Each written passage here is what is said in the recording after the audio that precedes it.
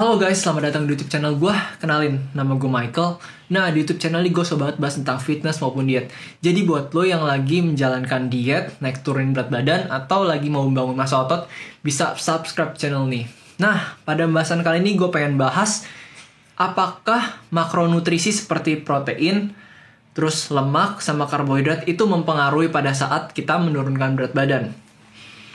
Tonton video ini sampai habis. Oke, pertama, sebenarnya kalau kita tahu makronutrisi ada yang namanya protein, karbohidrat, dan lemak. Tapi pertanyaannya, apakah kalau lebih tinggi salah satu itu akan mempengaruhi hasilnya? Apakah kalau lebih tinggi lemak berarti dietnya nanti gagal? Apakah kalau lebih tinggi karbohidrat malah jadi gendut? Atau malah kalau tinggi protein malah nggak turun-turun? Nah, jawabannya adalah mau persentasenya protein lebih tinggi, karbohidrat lebih tinggi, atau lemak lebih tinggi dan yang lain, hasilnya akan tetap sama. Yang membedakan adalah prosesnya dan gimana feeling yang kamu rasain pada saat kamu lagi diet. Aku kasih contoh aja. Misalkan, kamu itu lagi menjalankan diet buat nurunin berat badan. Yang paling jadi masalah pada saat nurunin berat badan adalah kita menurunkan jumlah kalori. Nah, pada saat menurunkan jumlah kalori, sering terasa lapar, ya kan? Lapar. Kayak, aduh, pengen nungguin jam makan berikutnya nih. Nah, ini yang sering jadi masalah. Jadi, solusinya gimana? Kita harus tahu dulu. Pada saat kita mencerna suatu makanan, ada banyak elemen kan? Nah, ada yang namanya protein, karbohidrat, lemak, fiber. Nah, ada juga yang bentuk makanannya itu lebih besar, lebih kecil. Ada yang bentuknya liquid atau cair, ada yang bentuknya solid atau keras. Ini mempengaruhi pada saat kita mencerna suatu makanan. Oke, misal kita mau turunin berat badan. Jadi yang harus dilakuin apa? Nah, ketahuin dulu.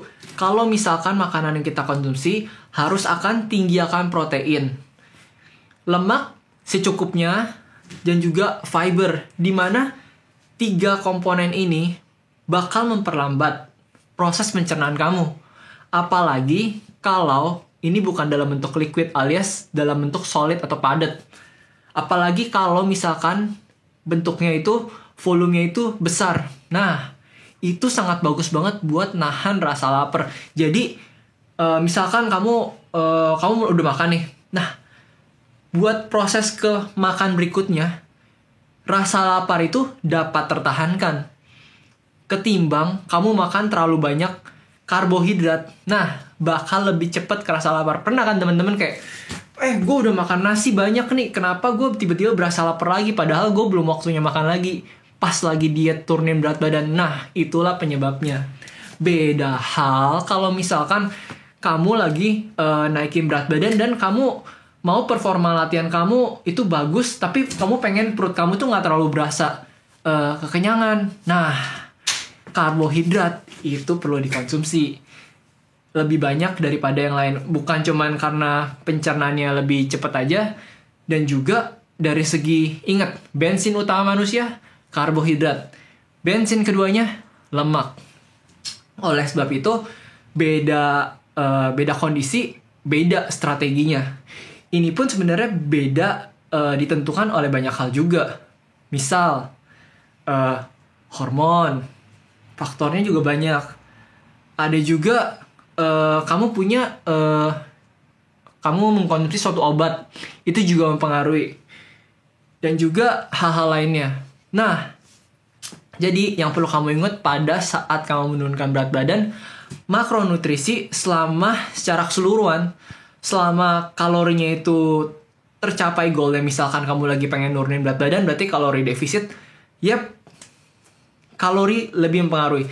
Tapi di prosesnya, persentase itu dapat membantu kamu buat mencapai goal kamu. Tergantung juga masing-masing orang. Karena ada orang yang bisa nahan lapar, ada orang yang nggak bisa nahan lapar. Karena balik lagi, meskipun kita antar manusia nggak terlalu banyak perbedaannya, tapi begitu dapat perbedaan secuil aja, gue lupa bahasanya, cuman itu dapat memberikan efek atau dampak yang signifikan, apalagi pada saat diet. Gitu teman-teman. Jadi, buat kamu yang lagi diet, itu sekedar tips dari aku. Tonton video selanjutnya, mungkin aku bakal bahas tentang kasein. See you on the next video.